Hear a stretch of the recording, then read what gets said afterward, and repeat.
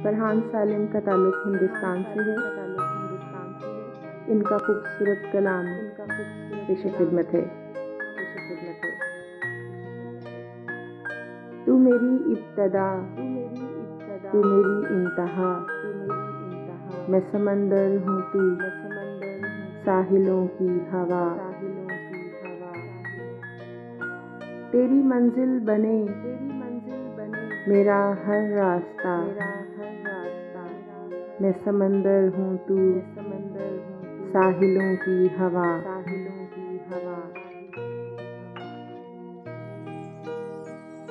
रोज़ो शब मौज दर मौज हूँ दर बदर, रोज़ो शब साहिलों पर पटकता हूँ सर।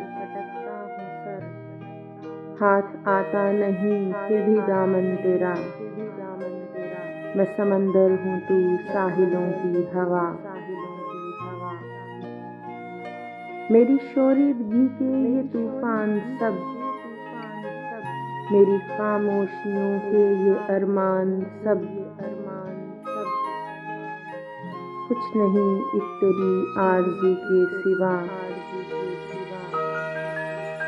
मैं समंदर हूँ तू साहिलों की हवा।